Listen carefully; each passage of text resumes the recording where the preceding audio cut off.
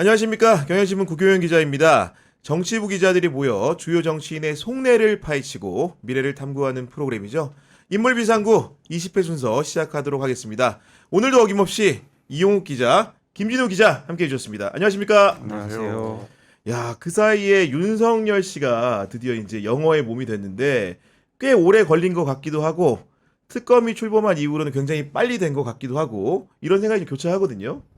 그래서 어제 우연히 모 후배 이야기를 엘리베이터에서 듣게 됐는데 6개월 동안 자기가 진짜 이렇게 고생할 줄 몰랐다라고 하더라고요. 아, 12월 3일부터 네. 그런데 윤석열이 또 풀려나가지고 자기가 또 이렇게 6개월 동안 고생하는 거 아니냐라고 상당히 걱정하던데 여하튼 그 후배 걱정은 조금 네. 가라앉아서 그나마 다행이라는 생각이 듭니다. 어쨌든 간에 이제 124일 만에 다시 재구속이 됐고 이후에 이제 전국 상황 같은 경우에도 그에 맞춰서 흘러갈 것 같은데 바로 다음 달입니다. 8월 2일에 민주당이 새로운 당대표를 선출하는 전당대회를 열게 되는데요. 여기에 지금 두 분이 입후보를 했습니다. 한 명은 박찬대 의원, 한 분은 정청래 의원인데 오늘 인물비상구에서는 두 분에 대해서 심층 탐구해보는 시간을 갖도록 하겠습니다. 먼저 정청래 의원을 좀 알아보려고 하는데 이용 선배, 정청래 의원은 어떤 분입니까? 일단 이 충남 금산에서 태어났고요. 저기 이력은 일단 우리가 알고 있는 86 운동권하고 같습니다. 어쨌든 학교 다닐 때 이제 건국대 8호 학번으로 알려져 있는데 8호 학번인데 일단 건국대 전대협 산하 서총련 네. 서울 지역 총학생 연합에서 활동을 했고요. 유명한 게 89년도에 주한 미국 대사관제 점검이 방화미수 사건을 주도해 가지고 징역 2년 실형을 살았고요. 네. 그다음에 이제 정치권에는 2002년에 이제 열린우리당 생기면서 그때 정동영 의원을 지지하는 모임에서 활동하면서 정치권에 진입을 했습니다. 그리고 이후에는 이제 우리가 다 알려진 건데 그때 이제 17대 국회에서 활동을 하고요. 그때 좀 유명했던 게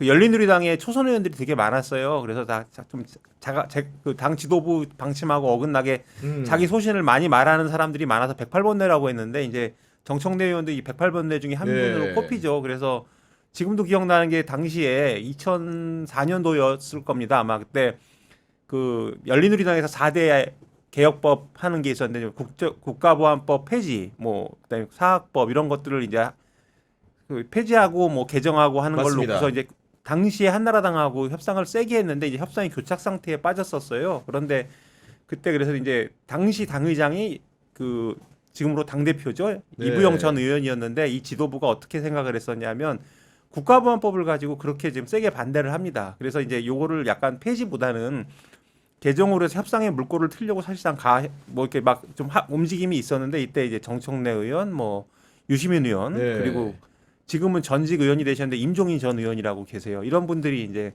세게 반대를 하셨죠. 그게 굉장히 유명한 사건이에요. 그리고 이후에는 우리가 알고 있는 여러 가지 사건들 있지 않습니까?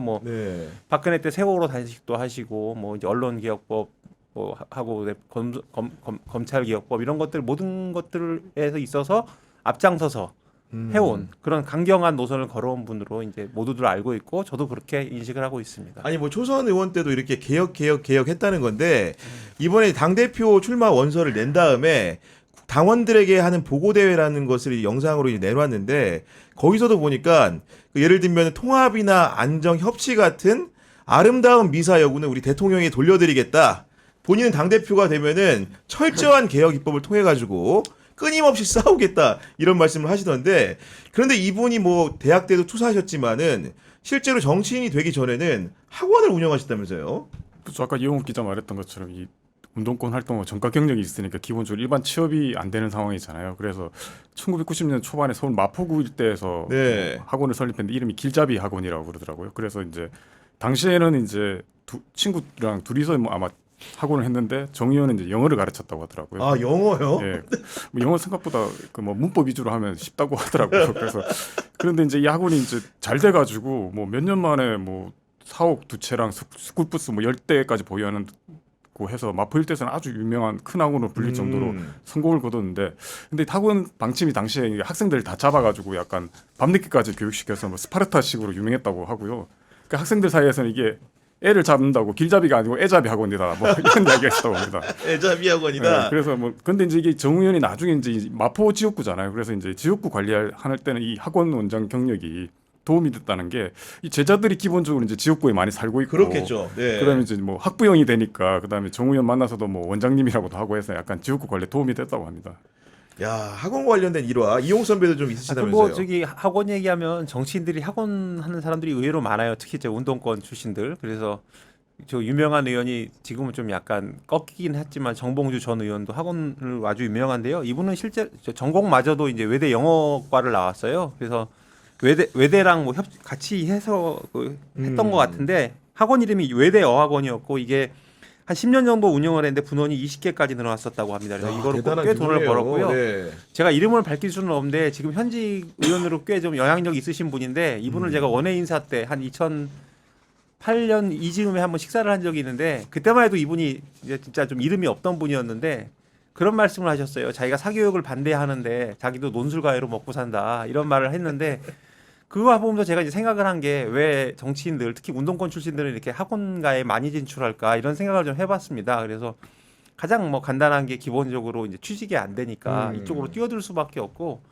근데 뛰어든다고 다 잘 되는 건 아니잖아요. 그러니까 강의를 잘하는 건데 네. 그거는 이제 구교영 기자는 잘 모르겠지만 저희 때만 해도 이제 운동권이 학생회를 꽉 잡고 있던 시절이니까 일단 선전선동을 굉장히 잘해요. 그래서 일단 학생들 신입생 입학하면 모아놓고 선동 이제 세뇌를 하는데 잘 꼬신다는 네, 거죠. 그거를 하기 네. 위해서는 현란한 말솜씨와 자기들이 50을 알아도 100을 아는 것처럼 할 줄 아는 그런 능력이 필요하거든요. 근데 그런 것들을 학교 때부터 이제 학습을 해왔으니 학생들은 얼마나 잘 가르칠까 이게 괜한 소리는 아닌 것 같아요. 네.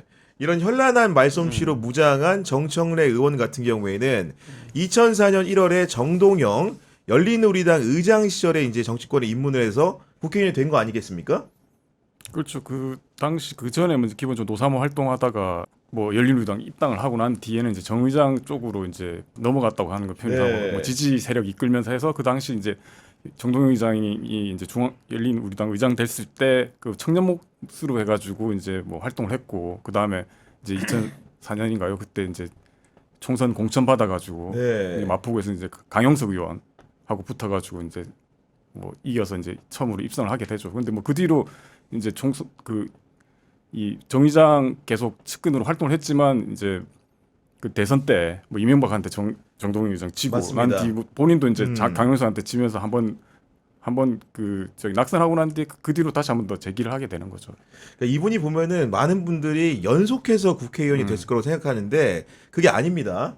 2004년도에 한 번 하고 8년도에 지고 12년에 다시 되고 16년에 컷오프 되고 20년에 되고 24년에 된 건데 그때 16년 총선 때는 문재인 그 대통령이 당에서 이 위세가 있을 때인데 왜 컷오프가 됐는지 좀 궁금하거든요. 일단 요 하나만 먼저 짚으면 일단 그 86 의원들이라고 우리가 얘기를 하는데 정청래 의원은 86 의원들의 걸어온 길하고 좀 다르게 길을 걸어왔더라고요. 그래서 이제 우리가 지금 얘기하는 우상호 정무수석이나 뭐 임종석 전 비서실장 같은 분들은 그 김대중 전 대통령 시절에 그 이제 새천년민주당 그 창당하고 이러면서 영입 인사로 돼서 지역구에 이렇게 받고 약간 좀 운동권의 항태자 대접을 받으면서 맞습니다. 이제 네. 정치권에 화려하게 데뷔를 합니다. 이인영 의원이나. 근데 이 정청래 의원은 그 정도의 급은 아니었던 것 같아요. 그래서 근데 본인이 아까 김진우 기자도 얘기했지만 마포에서 학원을 차렸잖아요. 그러니까 그 학원을 기반으로 해서 자기가 그때부터 자기는 정치를 나가기 위한 준비를 했다고 하더라고요. 그래서 그 열린우리당 때부터 이제 있었고 정 의원을 잘 아는 모 인사가 여권 인사가 저한테 그런 말을 하더라고요. 이분은 생활형 정치인이다. 보기하고 다르다. 그리고 기자들이나 이제 외부에 비치는 이미지는 굉장히 세고 발언 세게 하지만 지역에서는 완전히 다르다는 거예요. 너무 그래서, 좋은 분이죠. 네. 그래서 제가 들은 일화 중에 제일 좀 놀랬던 게 지역에서 이제 핵심 당원들이 있잖아요. 영향력 크신 분들 그런 분들은 따로 이제 전략적으로 관리를 하신답니다. 그래서 네. 어떤 그 아주머니 당원분이 이제 굉장히 지역에서 신망이 높으신데 이제 민주당 쪽 당원 세계에서 모친상을 당하셨대요. 그래서 이제 지역 그 모친상 당했는데 고향이 목포라고 하시는데 혼자 내려간다는 거예요. 뭐 그런 식으로 이제 그렇구나. 그런 사람들을 네. 관리하면서 자기 영향력을 이제 관리를 하고 굉장히 진심으로 관리를 하면서 지역을 관리하는 거죠. 그래서 약간 우리가 아는 그 전형적인 86 정치인과는 좀 다른 사람이다. 이런 걸 좀 알았으면 하고요. 그다음에 이제 아까 구 네. 기자가 말했던 그 날라가서 그 이제 공천을 못 받을 때가 이런 사건이 있었더라고요. 2015년도에 이제 당시 안철수 의원하고 그 문재인 전 대통령하고 새누리당에서 만든 새정치민주연합이라는 게 있었지 않습니까? 그때 최고위원회 당선이 되는데 그때 이제 문재인 전 대통령이 당 대표를 하면서 되게 좀 리더십 논란에 계속 시달렸어요.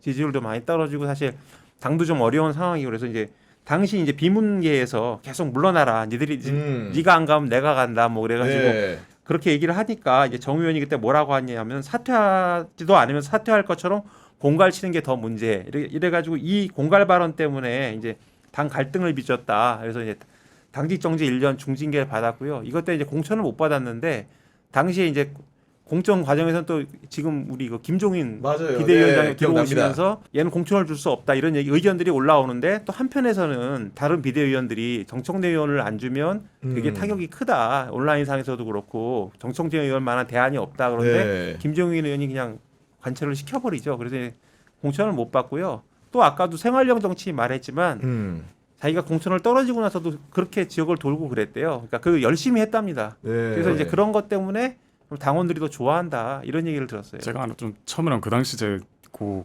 당시 기억이 되게 생생히 나는데 그때 엄청 유명했습니다. 그 당시 맞아, 최고위원회가 어버이날 최고위원회였거든요. 어버이날 최고위원회 때 이제 이용욱 기자 말했던 것처럼 그 정 의원 발언이 어떻게 나오냐면 당시 이제 주승용 최고위원이 그 비문계 대표 주자였어요. 맞아, 1위 김한길 측근. 최고위원이었어요. 네. 그래서 그 당시에 이제 그 전부터 계속 이제 문재인 대표한테 계속 이제 뭐 사실상 뭐 사퇴 압박 비슷한 걸 했는데 그날 무슨 말을 하냐면 이 패권주의 비판하면서 이 비공개 불공정 불공평이 바로 패권주의다라고 이야기를 하니까 그걸 보고 이제 정청래 최고위원이 공개 공정 공평 그 좋은 말인데 사퇴하지 않으면서 무슨 뭐 사퇴할 것처럼 공갈 치는 게 더 나쁜 거다라고 약간 라임을 맞춰가지고 비판을 해요.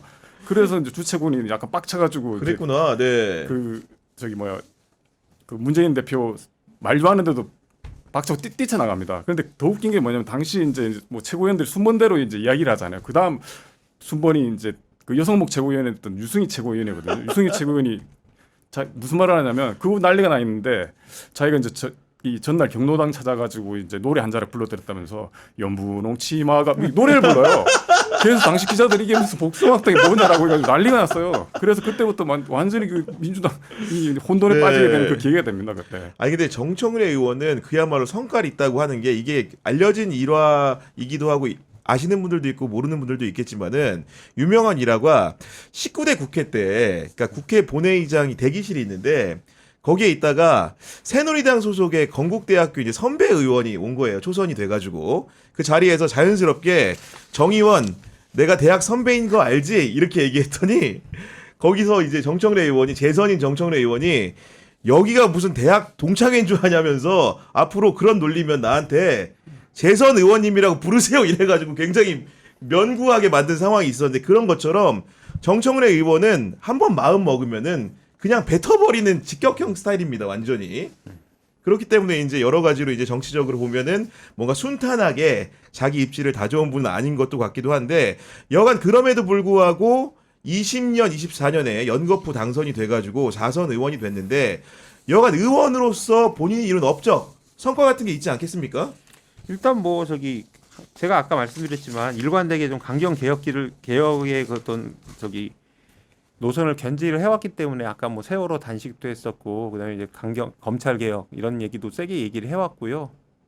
최근에는 이제 비근한 예로는 이재명 대표가 지금 대통령이 연임할 때쯤에서 이제 당원 당규 개정 작업을 네. 하죠. 그래서 이제 권리 당원 늘리고 뭐 그런 식으로 해서 좀 강경 친명계가 되고요. 그리고 저는 오히려 이제 정청래 의원을 되게 저기 좀 뭐라고 그럴까 다시 보게 된 게 그 법사위에서 법사위원장 하면서 본 건데 이게 좀 재미도 있었어요. 그래서 제가 이 방송 준비하면서 다시 찾아봤는데 이제 불법 개헌 이후에 그 12월 9일에 법사위가 열립니다. 근데 그때 이제 그 공범 의심을 받는 박성재 전 법무장관이 나오는데 이제 질의하기 전에 노래 한 곡 듣고 가겠습니다 하면서 이제 소녀시대 다시 만난 세계를 틀어줘요. 근데 이게 당시 이게 탄핵 맞아요. 집회 네. 주제곡 같은 노래였잖아요. 그러면서 이게 사실상 박성재 너 좀 엿먹어라 뭐 약간 이런 느낌이었고 그러면서 하는 말이 이제 국무위원으로서 왜 안 된다는 말을 못했냐 수많은 생명이 위험하다고 말렸어야 하지 않느냐 이게 변명이나 하면 되겠냐 이제 꼬집은 게 있고 그 다음에 이제 코미디인데 이 송석준 의원하고 계속 그 국민의힘 맞아. 아웅다웅을 하는데 맨날 웃겨요. 네. 1월 7일 국무회의 때 이런 말을 해요. 이제 뭐 송석준 의원이 좀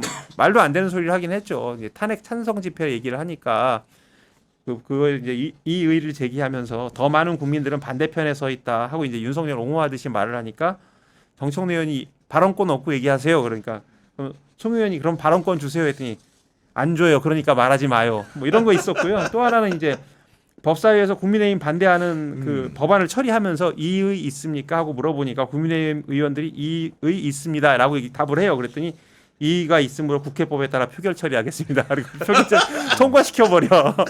그러고 보면서 좀 시원하고 은근히 개그를 하는구나 이런 생각을 했습니다. 그러니까 이렇게 그 어떻게 보면 약 올리고 고를 지르는 것들이 그 민주당의 강성 당원들 입장에서 봤을 때는 굉장히 시원한 면모가 아닐까 싶은데 어쨌든 간에 이분이 과거에 이제 문재인 전 대통령하고도 잘 지냈던 분인데 갑자기 이재명 대통령과도 좋은 관계가 된 계기가 어떤 것인지 궁금해하는 분들이 참 많거든요. 근데 사실 뭐 문재인 대표랑 뭐 친하게 지냈다는 건 조금 약간 말이 어폐가 있는 게 그런가? 예. 약간 뭐 국제 말했던 것처럼 기본적으로 정 의원은 본인이 이제 마음에 안 들면 뭐 피하 구분하지 않고 이제 공격하는 스타일이잖아요. 그래서 예전에 그 유시민 장관이 뭐 그런 이야기까지 했는데 뭐 자기 마음에 안 들면 뭐 무조건 공격하는 뭐 한 마리 외로운 늑대다라고 이야기를 했는데 그 문재인 대표 시절에도 보면 그 문재인 대표가 그 당시 이승만 아마 박정희 묘소 맞다, 참배할 맞다. 때 예. 그거 가지고 엄청 비판해요. 맞아요. 예. 그래서 이제 그 당시에 뭐 친문계 아니냐고 하니까 자기는 친문계도 아니고 그다음에 뭐 이제 기본적으로 출발 자체가 노사모 출신이니까 친노 아니냐 했기 때문에 자기는 친노도 아니고 비노도 아니고 홀로다. 그리고 뭐 경로다. 술은 진로다. 뭐 이런 식으로 뭐 SNS에 올리기도 하고 기본적으로 이런 어떤 애드립으로 계속 이제 발전했고 이재명 대통령하고도 보면 그렇게 접점은 뭐 근데 출발 자체는 이제 기본적으로 정동영계에서 출발했잖아요. 그렇죠. 지난번 네. 이재명 편에서도 이야기했지만 네. 이재명 대표도 그 정동영 그 선거 뭐 열심히 도왔기도 했고. 그렇습니다. 근데 그 뒤로 보면 사실은 접점 별로 없었던 것 같아요. 그리고 오히려 이제 이재명 대표가 이제 처음 2022년 대선 나오기 전에 이제 당 후보가 됐을 때 정 의원의 성격이 딱 드러났던 게 그때 한번 난리가 난 적이 있습니다. 자기 그때 국정감사에서 그 불교 그 절에서 사찰에서 그 문화재 관람료 받는다고 해서 이게 무슨 봉이 김산달이냐 해가지고 불교계 난리가 났어요. 그래가지고 그때 그 불교계 의원들하고 이재명 후보도 당시 불교계 찾아가고 뭐 김혜경 여사도 가고 이래가지고 난리가 났는데도 본인이 결국 사과를 안 하거든요. 나중에 뭐 어떤 식으로 살짝 사과를 했다고 하는데 그러니까 어떻게 보면 이재명 대표를 약간 곤혹스럽게 했던 경험도 있고 다만 이제 2022년에 이재명 대표가 이제 당 대표로 처음 이제 나올 때 그때 보면 본인이 이제 친명 최고위원이라고 네. 이제 기치를 걸고 나와가지고 1위를 했고 그 뒤로 보면 뭐 이재명 대표 연임에 대해서도 뭐 또 제명이다 뭐 하면서 이런 식으로 운을 띄면서 약간 친명계로 자리 잡게 된 거죠. 저도 하나만 덧붙이면 이제 정청래 의원을 저도 이제 요번에 보면서 연구를 좀 하게 됐는데 기본적으로 노선으로 묶는 거는 좀 약간 어폐가 있어 보여요. 다만 이제 본인이 그 당원들하고 계속 조응을 하면서 거길 따라왔기 때문에 근데 민주당은 언제 사실상 좀 강성 좀 모든 현안에 대해서 약간 좀 강성이란 표현이 그런 아무튼 적극 개혁 네. 당원들이 개혁에 많잖아요. 근데 충만한. 예. 그런 분들하고 계속 합을 맞춰 온 거죠. 그런데 이제 그런 합을 맞추다 보면 그런 분들은 또 주류하고 가깝고 그래서 본인이 꼭 주류를 쫓았다기보다 강성 지지층은 어쨌든 좀 강경하고 개혁을 좀 원하는 지지층은 주류하고 좀 연결이 되어 있고 근데 정청래 의원은 이런 이제 당원들하고 합을 맞추다 보니까 자연스럽게 이제 좀 그때 주류에 따라서 가는 사람처럼 좀 비치는 게 있고요. 그래서 이런 말이 있지 않습니까? 정 의원은 운동권이지만 운동권이 아니고 뭐 친노지만 친노가 아니고 친명이지만 친명이 아니다. 그냥 민주당원이다. 이게 그런 말을 설명하는 거라고 봐요. 그리고 아까 이재명 대통령하고 관계를 얘기했는데 저는 그렇게 생각이 듭니다. 이제 좀 있으면 박찬대 의원 얘기도 하겠지만 박찬대 의원만 해도 약간 고용사장 느낌인데 정청래 의원은 약간 동업자 같은 느낌이에요. 그래서 그러니까 좀 친명은 맞는데 꼭 그 이재명 대통령의 어떤 그를 맞추기 위해서 지금 그 선거 운동을 하고는 있지만 약간 동업자 느낌. 그러니까 우리는 같이 가는 사람이고 서로 이제 같이 얘기하면서 내가 내 의견 낼 수도 있는 거 아니냐 뭐 이렇게 맞아요. 느껴지는 네. 그런 느낌이에요. 그래서 이제 친명이지만 우리가 막 강경 친명 이렇게 묻기에는 좀 뭔가 좀 네. 다른 느낌이 들어요. 이게 반대한다는 느낌이 아니고 그래서 동업자 느낌이기 때문에 그러니까 다른 소리도 할 수 있고 좀 이렇게 이끌 수도 있는 거 아니냐. 뭐 그래서 약간 좀 어떤 계파나 당 이런 걸 넘어서는 약간 그냥 자기만의 정치를 하는 사람으로 보입니다. 그 아까 서두에 말씀드린 대로 다음 달 2일에 전당대회를 하는 것이고 그리고 임기라는 것은 이재명 대통령이 대선에서 승리해서 치르는 당대표 선거이기 때문에 자연 임기만 해서 그 내년 이제 8월까지로 이제 예정이 돼 있는데 어떻게 보면 지방선거 공천권은 가지고 있지만 1년짜리 당대표 선거인 것인데 이 선거에 정청래 의원이 도전한 이유는 뭐라고 생각해야 될 것 같습니까? 뭐 기본적으로 정치인들 판 풀어지면 이름 올리는 거 당연하잖아요. 그리고 정청래 의원 같은 경우는 지금 이제 사선 중진인데다가 뭐 상임위원장까지 거쳤고 본인은 뭐 임명직 안 한다고 했으니까 선출직 중에 남아 있는 게 보면 이제 원내대표 아니면 당 대표인데 그러네요. 당대표 노려 볼 만하죠. 그리고 이제 과거 이제 이재명 대표 시절에 다음은 자기다라고 이야기를 했다는 소문도 돌았잖아요, 사실. 그리고 이제 지금 보면 이 마침 지금 민주당 상황을 보면 당 대표에 도전할 만한 중진 의원들이 사실상 없습니다. 그리고 보면 이 김민석 총리라든가 이런 사람들 당 중진들은 지금 정부 차출됐잖아요. 그렇죠. 그래서 네. 사실 약간 무주공산 느낌이 있어요. 그런 의미에서는 뭐 이 의원 입장에서는 뭐 당연한 수순은 아닐까 싶습니다. 그런 거고 그 어쨌든 간에 당대표 선거라는 것은 이번 선거의 경우에는 당원들의 표심이 상당히 중요하기 때문에 본인이 가진 브랜드 가치, 이름 가치가 상당히 중요한데 어쨌든 간에 정청래 의원은 정치를 오래 하기도 했지만은 뭐 장사함 이사 뭐 시골이든 많이 도시든 간에 어디도 가서도 이름 석자 내밀면 모르는 사람은 없는 사람입니다. 기본적으로 SNS 소통도 많이 했고 참 그런 것 같아요. 일단 초선 의원서부터 좀 튀기도 했지만 본인이 보면 이제 반대편이나 보수 진영에 대한 저격수로 많이 나섰기 때문에 적어도 뭐 대중적인 그 오호는 분명히 반으로 갈리겠지만 이 민주당 지지층 소위 말해서 이제 범여권에 대한 지지층 입장에서는 정청래 의원이 시원하고 우리 입장에 맞는 사람 이런 생각들이 있기 때문에 상당히 그 저력이 있을 거예요. 선거에 나서면. 그리고 이름도 있지만 그 이름이 인지도는 이미 인지도는 제가 보기에는 어느 정치인보다 높고 그 결집도도 높다고 봅니다. 반대편도 물론 세고요. 그래서 정치인 이번 선거에 나서는 거는 본인이 할 수 있는 건 다 당연한 거고 지금 우리가 그 당원 판세를 얘기하면서 처음에는 그 약간 좀 박찬대 의원이 지지를 더 받으니까 박찬대 의원이 조금 유리한 것 아니냐 뭐 이런 식으로 이제 관측들이 많이 나왔었잖아요, 사실. 근데 네. 지금 정청래 의원이 의외로 까보니까 상당히 세다. 이런데 이게 다 본인이 그동안 해왔던 어떤 발언들 그리고 뭐 이제 아까 말씀드렸지만 그 저인망식으로 하는 그런 것들 때문에 정청래 의원이 그 지금 상당히 선전하고 있고 살짝 앞서가고 있다는 말도 나오잖아요. 그래서 그 인지도와 본인의 그 언행 그다음에 의외로 그 저인망으로 흐르는 그런 능력 이런 것들이 다 합쳐져 가지고 정청래 의원이 상당히 그 무심하지 못할 정도의 경쟁력을 확보하고 지금 선거 버전을 끌고 가는 것 아닌가 뭐 이런 생각이 듭니다. 그럼 정청래 의원에 대해서 민주당 내 평가는 좀 어떻게 수렴이 되고 있는 겁니까? 약간 그 양면적인 것 같아요. 아까 계속 저희가 이야기하고 있는 것처럼 이렇게 발언을 뭐 속 시원하게 하기도 하고 이제 뭐 공격도 하기도 하니까 이제 어떻게 보면 좀 시원하다 뭐 이런 반응이 있는 반면 또 이제 막상 그게 이 피하 구분하지 않으니까 이제 그걸 당하는 사람 입장에서는 약간 좀 거북하다는 생각들이 있는 거잖아요. 네. 그래서 그런 걸 보면 이제 뭐 이용 기자 이야기했던 것처럼 이제 본인만의 이제 색깔들을 만들어 왔기 때문에 그 부분들은 어느 정도 인정해 주는 것 같아요. 근데 다만 저 그 생각이 드는데 아까 잠깐 이야기했지만 이 정청래 의원이 뭐 상임위원장도 하긴 했지만 당에서 이렇게 당직을 맡은 적이 사실상 거의 없더라고 이번에 경력을 보니까 그걸 보면 이제 이분이 어떻게 보면 독고다이식으로 혼자서 움직인 것도 있고 네. 이 당 대표나 당에서 이렇게 임명하기에는 조금 부담스러워하는 사람이라는 생각도 있는 것 같아요. 그래서 그런 느낌도 좀 듭니다. 아니 그런 예. 제가 하나만 덧붙이면 그래서 그거 맞고요. 저도 제가 들은 거는 이제 의원들이 좀 부담스러워하는데 본인이 그러니까 더 바닥을 흔든 거예요. 그래서 바닥도 훑고 자기 식구들한테 이렇게 잘해서 제가 최근에 본 뉴스 중에 좀 약간 놀랬던 게 그 유동균 전 마포구청장이라고 계시던데 오. 이분이 그 지역구 정청래 의원 지역구 사무국장을 지내시고 이제 마포구청장을 하셨더라고요. 근데 지난 윤석열 되고 나서 그 다음에 지방선거에서 민주당이 지잖아요. 그래서 이제 직을 내려놓고 낙선이 됐는데 그 다음에 정청래 의원 방에 보좌관으로 옵니다. 구청장이요? 네, 구청장이 2급인데 4급 보좌관으로 갔어요. 그래서 야, 그러니까 정청래 신기하다. 의원에 대한 예. 선호도는 상당히 있는 거예요. 그러니까 얼마나 관리를 잘했으면 그러니까요. 물론 이제 다시 그만두셨대요. 이제 지방선거 나가야 되니까 그렇게 네. 들었습니다. 그만두셨는지 여부는 불분명한데 그만두신 거로 들어요. 아니, 그러니까 들었어요. 통상은 예. 구청장이 되면은 다음에 총선 도전을 생각하기 때문에 의원실 밑으로 들어간다는 얘기는 다음 총선 때 도전을 안 한다는 의사표시잖아요.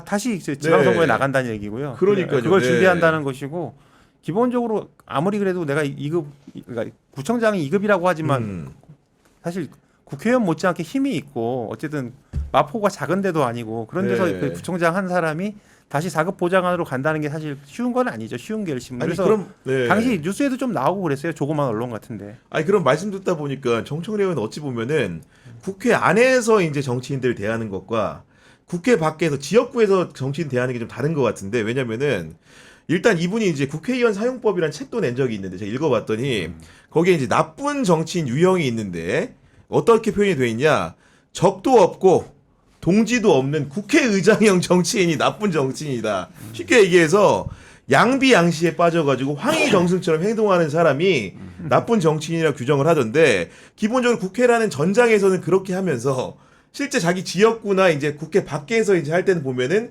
자기 세력들을 잘 주무르고 챙기는 이런 태도를 보이는 것 같다는 느낌이 들어요. 네. 그러니까 정치 신인 같은 경우도 처음에 뭐 출판 기념회하고 이러면 아무도 안 오는데 혼자 가서 축사해주고 그다음에 뭐 이제 신인들 출마를 해요. 일단 경선돼서 그러면 자기 선거처럼 띄워준답니다. 자기는 지역에서 탄탄하거든.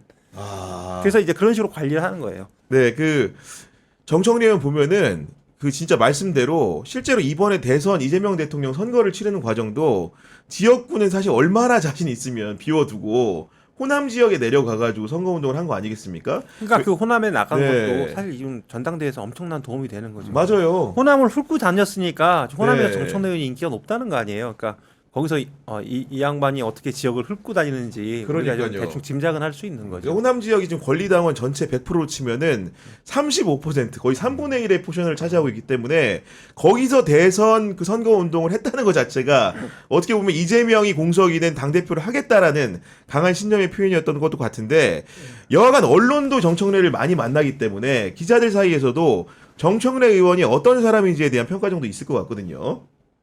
저는 개인적으로 크게 만나본 적은 없는데 그 기억이 하나 있습니다. 그러니까 이게 정청래 의원이 원외 인사로 있을 때 아 원외 인사로 있을 때 2010년 그러니까 후반 10년대 후반이었던 것 같은데 민주당 어디 회의실 옆에 있는 조그마한 어디 회의실 작은 소회의실에 갔는데 아마 정 의원이 무슨 당 회의를 하고 뭐 마친 뒤인지 뭐 휴식 시간인지 보니까 혼자 있더라고요. 그래서 네. 혼자서 되게 담배를 이렇게 쫙 피우고 있으면서 이거 고독하구만 뭐 이런 식의 느낌이었어요. 그래서 야 국회의원 떨어지고 나면 날고 긴다는 사람들도 결국 뭐 저렇게 되는구나라는 생각을 했던 인상이 지금까지 좀 남아 있습니다. 정 의원 지금 보면 되게 막 뭔가 인상이 강하고 그런데 주변에 사람 많고 약간 예. 이 어떤 국회의원의 이면을 봤다고 해야 되나 뭐 이런 느낌이 좀 들고요. 근데 예. 그리고 이제 또 만난 게 이제 제가 계속 이제 뭐 한 3주째 경향 포럼 이게 좀 울고 먹는 것 같은데 경향 포럼에 오셨어요. 이번에 그래서 오셨잖아요. 네. 그래서 제가 이제 뭐 모처럼 벗기도 하고 해서 이제 뭐 인사하고 명함 주고 받고 했는데 그날 저녁 때쯤에 후배가 저한테 메시지가 왔더라고요. 선배 사진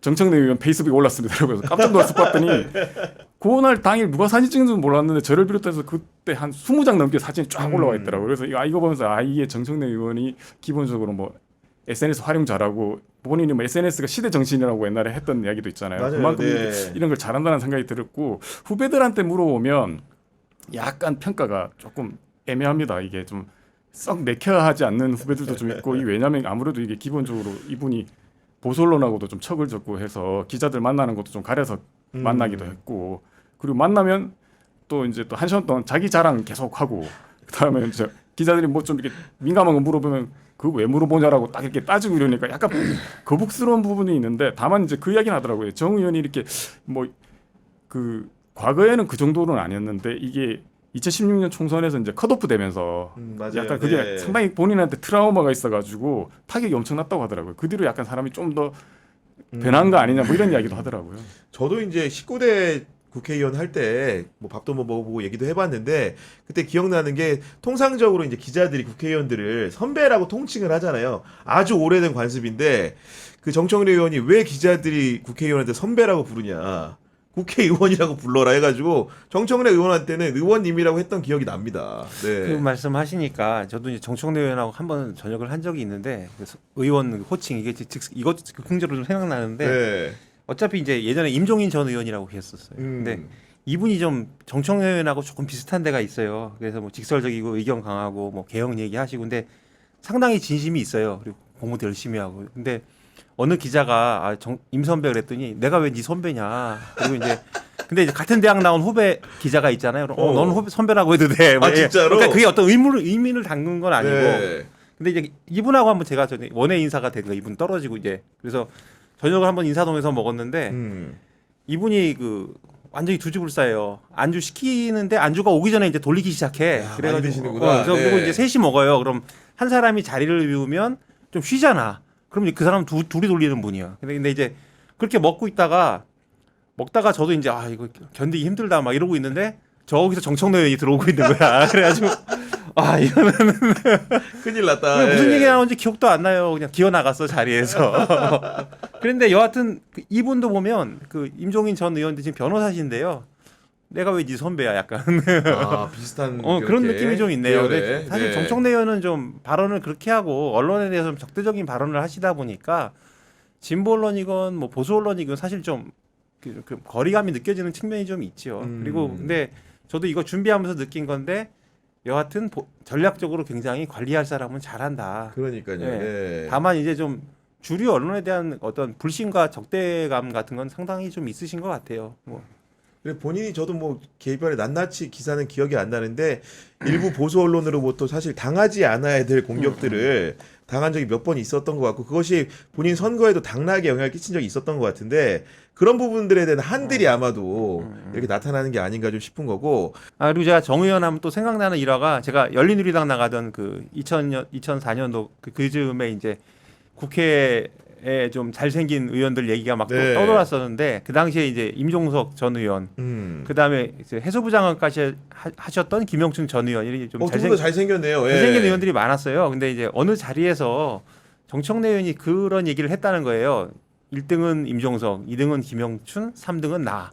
그래가지고 이제 그게 좀 상당히 화제가 됐었던 그런 일이 있었습니다. 지금까지 정청래 의원 위주로 얘기를 했는데 박찬대 의원 얘기도 좀 해보겠습니다. 박찬대 의원은 민주당에 대해 직전까지 이재명 대표 호흡을 맞춘 원내 대표를 지냈는데 박찬대 의원은 어떤 인물입니까? 그 인천 용현동 피난민 마을 판자촌에서 이제 태어났다고 하고요. 뭐 그 지금 박찬대 의원 봐도 알겠지만 기본적으로 이 중고등학교 때 미술음악 되게 좋아해서 본인은 이제 소질도 있었다고 하는데 네. 가정 형편 때문에 예술고 진학을 포기하고 인하대 경영대에 들어가서 이 전액 장학금 받고 이제 생활했다고 하고요. 이제 그 뒤로 이제 뭐 서울대 대학원 재학 중에 공인회계사 시험도 합격하고 뭐 미국 공인회계사 시험도 합격해가지고 이 뭐 유명 회계법인하고 그다음 뭐 금감원에서도 공인회계사를 근무했다고 합니다. 그래서 네. 뭐 독실한 기독교 신자라고 해서 이제 본인이 뭐 이 약간 이제 뭐 표어처럼 삼는 성경 구절이 있다고 하는데 즐거워하는 자들도 함께 즐거워하고 우는 자들도 함께 울라 뭐 이런 걸 뭐 표어로 삼는다고 하고요. 정청래 의원이 이제 붙여준 별명이 그래서 이제 교회 오빠랍니다. 딱 교회 느낌은 오빠다. 약간 예. 모범생의 약간 이렇게 머리도 지금 보면 약간 이 포마드 기름 바른 듯이 이래팔로 빗장 날아가잖아요. 그래서 이제 그 9년 후배랑 결혼해가지고 그 부인이 자기는 이 남편이 언젠가 목사 될 줄 알았더니 어느 날 정치한다고 해서 깜짝 놀랐다고 했다고 하더라고요. 아니 아닌 게 아니고 부인도 그렇게 생각할 만큼 회계사로 이름 꽤나 날리던 분인데 이분이 정치를 갑자기 시작한 이유는 도대체 뭔 겁니까? 그 2009년도에 노무현 대통령 그 서거가 계기였다고 합니다. 근데 이제 이건 좀 정치를 하는 사람들이 전부 다 노무현 전 대통령을 좀 언급하는 경향이 있어서 이거 좀 따져봐야 될 것 같아요. 하여튼 뭐 이런 것들이 이제 마음속에 불을 지르기는 했을 것 같아요. 네. 저도 이때 되게 많이 화가 났었으니까. 그리고 이제 어쨌든 정치를 해야겠다 이런 생각을 했던 것 같고요.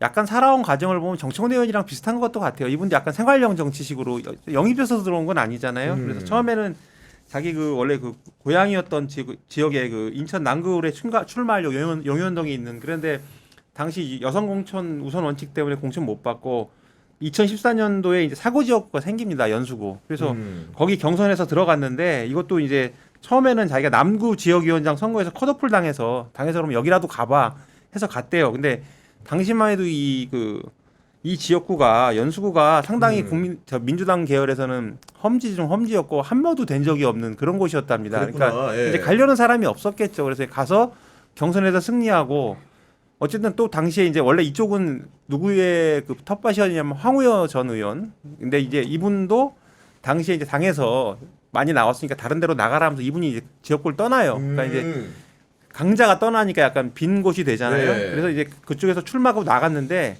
당시 한나라당의 뭐 후보하고 붙어서 무주공산임에도 불구하고 좀 간신히 이겨요. 그런데 뭐 그때 뭐 이제 송도국제도시도 생기고 뭐 있고 하니까 점점 인구 구성도 바뀌고 본인이 지역에서 이제 친화적으로 생활형 정치인처럼 생활을 했나 봐요. 그래서 이제 점점 지역에서 인기도 높아지고 그러면서 이제 지금까지 쭉 온 거죠. 아니 근데 일단은 박찬대 의원과 정청래 의원은 외견적으로도 많이 달라 보이는데 실제로 정치를 하는 스타일이나 바깥에 비치는 풍모도 정말 많이 다르다는 평가가 있습니다. 그렇죠. 기본적으로 뭐 정청래 의원 같은 경우는 이제 강성 이미지가 강하고 그다음 뭐 팬덤도 있고 근데 이제 뭐 박찬대 의원 같은 경우는 뭐 약간 아까 뭐 교회 오빠 이야기를 했지만 잠깐 온화하고 뭐 만나보면 되게 유쾌한 사람이기도 하고 그리고 이제 스타일 자체가 좀 이렇게 조금 강성은 아니지 않냐라는 그런 평가도 있긴 한데 사실은 이게 뭐 또 외유 내강형이라는 뭐 주장하시는 분들도 있더라고요. 왜냐면 이제 그 원내대표 시절에 보면 이분이 이 기본적으로 목표를 딱 정하면 기본적으로 그거 앞뒤 안 가리고 이제 이 달성하려는 게 있잖아요. 그 대표적인 게 그때 이제 국회 원구성 협상했을 때 그 추경호 원내대표랑 이렇게 협상할 때 그 지금도 마찬가지로 국힘에서 이제 뭐 법사위라든가 달라고 하죠. 예. 그런데 그건 뭐 필요 없고 우리 다 가져갈 테니까 너희 7개 가져갈 거면 가져가라고 해가지고 결국에는 이제 국힘 7개만 받고 이제 떨어지는 상황이 있었는데 그것 때문에 이제 추경호 원내대표가 자기가 협상 그 실패했던 책임지고 뭐 어디 갑자기 자진 사퇴하더니 뭐 백령도로 본인이 셀프 기양을 가요. 그 뒤로 이제 다시 돌아오긴 하는데 그래서 어떻게 보면 이런 부분들은 좀 이렇게 특히 이제 이재명 대표 체제 때 보면 그러니까 뭔가 믿고 맡기면 제대로 해내야하는 거 아니냐. 그래서 이제 지금 이제 뭐 정청래 의원이 강성 이미지고 그러지만 그 박찬대 의원 쪽에서 이야기하는 것들이 이게 지금 이재명 대통령 시절에 약간 실용주의 강조하고 있는데 박찬대 의원이랑 되게 맞고 그리고 이제 이 업무가 지워지면 저만큼 제대로 할 수 있는 사람이 없고 대통령이 하면 하고 알아들어가지고 추진한다라고 주장을 하고 있더라고요 보니까. 그거를 이제 이렇게 얘기하는 사람도 있어요. 박찬대 의원이 회계사 출신이잖아요. 네. 프로젝트가 맡겨지면 그거는 이제 완수하는 회계사라서. 회계사라서. 근데 이것도 역시 좀 박찬대 의원을 좀 옹호하는 쪽에 사람들이 하는 얘기. 그래서 회계사이기 때문에 일만 맡겨주시면 제가 확실히 완수하겠습니다. 사실 그런 식으로 지금까지 이재명 대표하고 관계를 좀 이어온 것 같기도 해요. 그러니까 박찬대 의원 스스로도 자기는 스타 플레이어가 아니다. 기본적으로 이재명 대통령이라는 스타 플레이어를 뒤에서 도와주고 백업하는 사람이다. 이런 이미지를 강조하면서 정청래 의원과의 차별점을 설명을 하고 있는데 그러다 보니까 의원들 사이에서는 확실히 숫자상으로도 그렇고 박찬대 의원을 지지하는 사람들이 외견적으로 많은 건 사실인 것 같습니다. 일단 기본적으로 성격이 온화하고 되게 유쾌하고 착하다고 하더라고요. 이렇게 들었고 그리고 이제 가장 강점이 요번이 이전에 바로 원내대표를 했었잖아요. 그럼 당장 그 원내대표만 해도 자기 사람이에요. 그리고 자기가 원내대표 하면서 뭐 당내 그 뭐 이해관계 조정하면서 뭐 예산부터 해서 모든 거 다 뭐 어디 상임위 어디 꽂아주고 이런 거 다 사실 권한을 가지고 있잖아요. 그리고 이제 그러니까 그런 식으로 좀 하면서 아무래도 마음을 좀 얻어놨을 거고 사람들이 이렇게 생각을 많이 할 겁니다. 아까 제가 말씀드렸지만 정청래 의원은 동업자고 여기는 고용사장. 근데 그러니까, 지금 의원들 생각하기에는 지금 이 시점에서 우리가 필요한 거는 고용사장이다. 이재명 대통령의 뜻을 온전하게 100% 받들어서 그 개혁을 완수하는 사람이 우리는 필요하다. 이제 그런 식으로 생각하면은 왠지 정청래 의원은 자기 정치를 좀 할 것 같은데 박찬대 의원은 안 그러고 자기 일만 맡겨진 일만 열심히 할 것 같다. 이런 인식들을 좀 가지지 않을까. 이게 제 추측입니다. 그런 생각을 좀 할 것 같아요. 그리고 시청자들의 부연 설명을 좀 드리면은 기본적으로 이번 선거에 그럼 왜 이렇게 의원들이 관심을 많이 갖느냐. 1년짜리인데 1년짜리면은 뭐 국회의원들 존망하고 관계없는 게 아니야 이렇게 생각할 수 있는데 실제로 이번에 대표가 돼가지고 지방선거를 잘 치르게 되면 그 다음에 당대표 선거를 연임할 수 있다고 생각을 하는 것이고 그렇게 되면 본인들의 그 명주를 쥐고 있는 국회의원 선거 공천권까지 주기 때문에 이번 당대표의 의원들이 많이 관여를 하는 건데 어쨌든 간에 많은 의원들이 정청래 의원도 지지하고 있지만은 이런 상황적 인식, 수적 우위를 의식해서인지 정청래 의원이 뭐라고 얘기하냐면은 대의원들한테 가중치를 주는 투표제를 폐지하겠다. 결국은 국회의원도 한 표, 대의원도 한 표, 권리당원도 한 표인 시스템을 내가 당대표가 되면 만들겠다고 했는데 벌써부터 제가 보니까 좀 약간 무섭게 느껴집니다. 지금 이게. 그 전부터 사실 정청래 의원 뭐 국회의원 할 때부터도 이제 뭐 특히 당 개혁할 때 보면 이제 당원들 권리 당원들한테 좀 더 이제 힘을 실어주는 네. 그 개혁 뭐 입법은 아니죠. 당 내에서는 그러니까 그런 주장들을 많이 했기 때문에 그런 것들이 지금 이제 좀 연장선에 있는 것 같고 특히 이제 본인이 보면 이제 약간 권리당원 아까 뭐 호남 권리당원 뭐 맞아요. 네. 그러니까 권리당원으로 이번 판세에서 이제 이겨야 된다고 생각하는 거잖아요. 특히 이제 지금 보면 이제 이 지금 당 대표가 15%가 대의원이고 55% 권리 나머지가 이제 국민 여론인데 권리당원의 영향력이 되게 압도적인 상황이잖아요. 그러니까 이 상황에서는 본인이 그걸 계속 밀고 나가야 되고 지금 그걸 또 이제 보면 박찬대 의원도 이제 느끼고 있는 거죠. 본인이 맞아요. 예. 이게 뭐 의원 표심이라는 게 예전처럼 사실 뭐 대의원들이라든가 권리당원들한테 얻어 내려가지고 될 수 있는 상황이 아니니까. 그러니까 뭐 정 의원이 이제 호남 민심 뭐 훑는데 박찬대 의원도 지금 뭐 출마 선언을 원하는데 일주일 동안 뭐 호남살이 일주일 했다고 하는 거잖아요. 예. 그런 거 보면 이제 기본적으로 권리당원 표를 어떻게 확보하느냐가 이번 뭐 선거에서 되게 이제 변수 아닐까 싶습니다. 어쨌든 간에 박찬대 의원 우리 김준일 선배는 최근에 이제 포럼에서도 만나신 것 같은데 만나본 사람들 얘기는 좀 어떻습니까? 저는 이제 그 전에도 한번 만났는데 아, 네. 이재명 대표 당 대표 시절에 기자들하고 같이 만나러 갔는데 같이 나왔더라고요. 아, 이재명 대표와 박찬대 네. 의원이 네. 네. 그래서 그때도 보면 상당히 에너지가 넘치는데 진짜 이재명 대통령에 대해서는 약간 사랑한다고 느낄 정도로 되게 진심으로 옹호하는 느낌이 좀 들었고 그래서 후배들한테 물어보면 뭐 예전에 뭐 어버이날 당시에 뭐 지지자들 앞에서도 이 대통령을 약간 어버이급으로 부르라고 반 농담 삼아서 이야기를 했다고 그러고 그 유명한 거 있잖아요. 이 대통령 그 대표 시절에 이제 뭐 어디 부산인가 어디 갔는데 그 이 대표 그 얼굴에 묻은 거 이렇게 떼주려고 이렇게 했는데 맞다. 그 사진 딱 예. 나왔는데 그 한동훈 그 국민의힘 대표가 공격했잖아요. 민주당 이재명 대표의 코를 힙해줘야지 뭐 살아남는 아청꾼이만 살아남는 뭐 정글이 됐다는 식으로 그게 아닌데도 이제 그만큼 이제 네. 이분이 이 대표를 되게 챙기는 것들은 확실한 것 같고 실제로 지난번 원내대표 마칠 때도 그렇게 또 이제 자기가 이제 뭐 원내대표 1년 어떻게 보냐 했더니 이 대통령하고 대표하면서 이렇게 호흡 맞췄던 걸 그렇게 이렇게 되게 추억담으로 이야기를 하고 당시 가장 뭐 추억이 뭐냐고 했더니 이 대표님이 웃을 일이 없었는데 자기가 이 아재 개그를 시전했더니 대표님이 하지마 하면서 이렇게 때리는 표정했다. 뭐 이게 가장 보람이 있었다고 할 정도로 대통령하고 좀 이렇게 약간 뭐라고 해야 되나 케미가 맞는다는 걸 되게 강조하시는 분 같더라고요. 그래서 뭐 아까 기자들 사이에서도 보면 기본적으로 아까 뭐 노래 좋아하고 춤도 잘 추고 네. 흥기도 넘치는 인물이라고 평가를 하고 본인도 아까 그 이용욱 기자 말했던 것처럼 지역구 다질 때도 보면 이 주민센터나 경로당 가가지고 노래 부르면서 이렇게 지역 민심을 그렇구나. 살렸다고 되게 지금도 네. 자랑스럽게 이야기를 한다고 그러더라고요. 근데 이제 뭐 사실 의원들이 이제 지역구 민심 제일 다지 쉬운 게 사실 그런 거잖아요. 그리고 정청래 의원도 사실 이 지역구 가서 노래도 부르고 유세 현장에서 뭐 춤도 추고 하는 지난 대선 때 보면 유튜브에서 유명했던 게 정청래 의원이 뭐 어디서 그 유세하고 있는데 노래 나오고 있는데 빨간 옷 입은 국민의힘 운동원까지 같이 춤추고 그 약간 정청래 의원도 그런 약간 마성을 지닌 분 같아요. 네. 보니까. 그런데 이제 후배들 이야기는 이제 정청래 의원이 노래하는 걸 들으면 약간 타령조 약간 미스터 트롯 비슷한 그런 느낌인데 정 의원은 약간 가스펠조 성악가 이런 느낌이라고 하더라고요. 그리고 이제 보면 계속 뭐 이재명 대표 아재 개그 이야기하는데 뭐 저도 이제 아재 개그 잠깐 들었던 이야기를 하면 기본적으로 자신의 이름을 가지고 많이 아재 개그를 하잖아요. 박찬대를 가지고 맞아요. 특히 이제 기자들이 약간 아 이게 뭐야 이런 느낌이 드는 게 이제 이 백프를 받으려고 이제 뭐 바닥 같은 데 앉아서 이렇게 컴퓨터 치고 앉아 있으면 지나가다 보고 바닥이 찬데 뭐 이런 식으로 얘기를 한다는 거예요. 그리고 최근에 들은 얘기는 기자실이 이렇게 아마 원내대 그 끝나치고 돌았겠죠. 네. 돌면서 모 신문사 선임 기자를 선임 기자인데 만나서 인사하고 난 뒤에 아, 자기도 기자가 되고 싶어서 기자가 자기가 됐으면 박찬 대기자가 됐을 거라고 뭐 얘기를 하고 지난번 저희 포럼 왔을 때도 아마 지하철 타고 왔더라고요. 그래서 아, 이제 그래요? 예. 아 이거 아침 일찍 이렇게 10,000원 전철 타고 오면 힘드시지 않았습니까 했더니 10,000원이 아니라 1,400원입니다. 이렇게 얘기하더라고요. 그래서 야 이거 뭐지 이런 생각을 했습니다. 아니 그 유튜브 영상을 저도 봤는데 춤을 막 이렇게 너무 잘 추잖아요. 춰요. 근데 예. 보통 제가 저기 유세 현장 많이 다녀봤는데 네. 정치인들 옛날 정치인들 이렇게 박수 치고 맞아요. 마지못해서 예. 손 이렇게 흔들어 주는데 이분은 온몸으로 막 비틀시더라고요. 그리고 그 아재 개그도 이제 하려고 막 찾아보고 했는데 별로 안 재밌어. 그래서 저도 제가 이제 후배들한테 많이 듣는 얘기인데 좀 돌려드리고 싶어요. 이제 개그에 본능만 있고 재능은 없는 분이다. 근데 몸은 차라리 그냥 아재개가 하지 마시고 율동 한번 하시는 게 호감을 주는 데도 나을 것 같습니다.